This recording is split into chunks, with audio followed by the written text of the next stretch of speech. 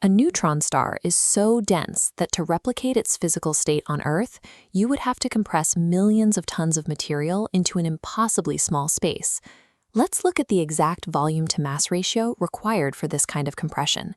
If you were to take the entire mass of Mount Everest and subject it to this level of structural crush, it would fit perfectly inside a space no larger than a sugar cube. This severe state of matter only occurs at the end of a massive star's life cycle. When the star exhausts its supply of nuclear fuel, outward fusion pressure drops to zero, and the core undergoes a catastrophic gravitational collapse. We can observe the aftermath of these events directly. This is a wide-field image of the Crab Nebula, the sprawling physical debris field left behind by a supernova explosion. While the outer layers of the star are violently ejected, the surviving core is subjected to an inward gravitational force so extreme that the standard architecture of matter simply fails. The visible explosion of the supernova is just the outer boundary of the event. Inside the remnant core, classical physics breaks down entirely, replaced by extreme mechanical compression. To understand this compression, we must look at the classical atomic model. Normal atoms consist almost entirely of empty space, with orbiting electrons kept at a strict distance from the nucleus by electromagnetic repulsion. Under normal conditions, that electromagnetic repulsion is incredibly strong. But in the collapsing core of a dead star, the immense weight of gravity violently forces orbiting electrons inward, shattering the atom's empty space. The inward pressure overcomes the repulsion entirely. Electrons and protons are forced to merge, neutralizing their positive and negative charges. Physicists call this exact mechanical process electron capture. The result is an atomic nucleus stripped of its electron cloud, producing a tight cluster of pure neutrons. Without the electron cloud, the atom loses its architectural volume. Trillions of these neutralized particles pack tightly together, creating a solid block of contiguous neutrons. With all the internal empty space deleted, there is seemingly no physical mechanism left to push back. Theoretically, gravity should continue to crush this dense mass infinitely inward, creating a black hole. But as the classical structure of the atom fails, a rigid rule of quantum mechanics takes over to determine the star's final state. Instead of classical thermodynamics, it is a strict quantum mechanical principle that provides the ultimate structural support for this dead core. This principle is called neutron degeneracy pressure. It states that identical fermions, in this case the packed neutrons, cannot occupy the exact same quantum state at the exact same time. When gravity attempts to force these particles into the same spatial coordinates, the neutrons physically lock in place, forming an immovable barrier. This localized quantum resistance scales up across the star. The outward degeneracy pressure successfully neutralizes the massive inward-pointing gravitational vectors. The resulting macroarchitecture is a stellar object containing the mass of our Sun, perfectly stabilized inside a sphere measuring only 12 miles across. Quantum mechanics bridges the gap from the subatomic to the macroscopic, acting as the final load-bearing pillar that prevents the entire structure from collapsing into the void.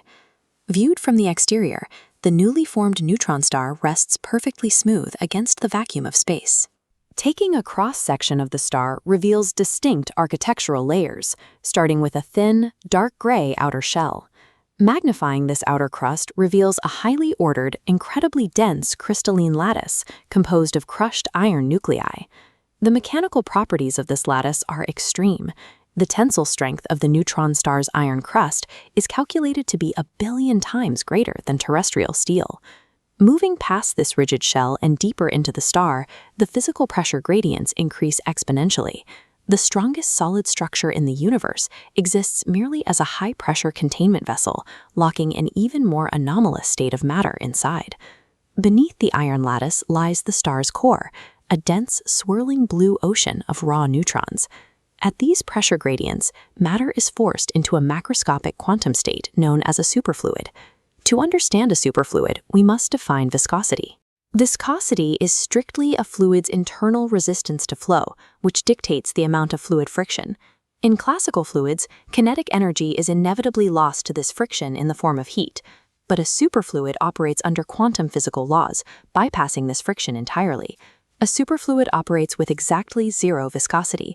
It moves with absolute mathematical perfection, devoid of turbulence or resistance. If you were to stir this quantum ocean, it would result in an infinite rotational flow. Not a single fraction of kinetic energy would ever dissipate.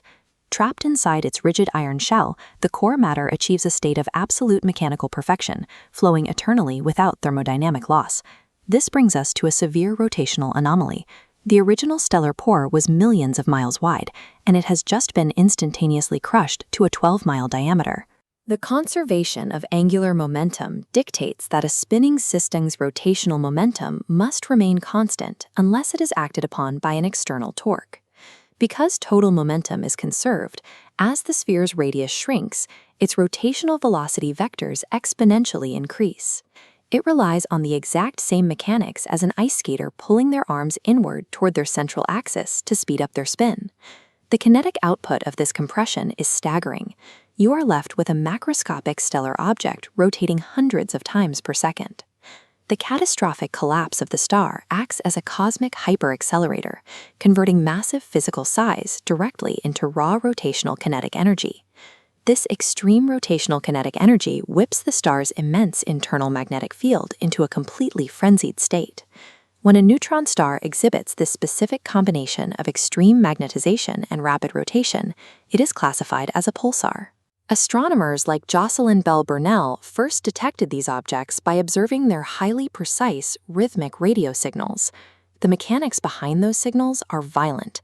The intense magnetic field accelerates particles away from the star at extreme velocities, generating blinding beams of electromagnetic radiation. These concentrated beams erupt aggressively from the magnetic poles of the star into the deep void. Crucially, the star's magnetic poles do not perfectly align with its axis of rotation. There is a distinct geometric tilt. Because of this exact axial misalignment, the energetic beams sweep in a wide arc, passing over Earth with a perfect rhythmic frequency. The universe's most extreme graveyard operates as a flawless, high-speed cosmological lighthouse, strobing the infinite dark.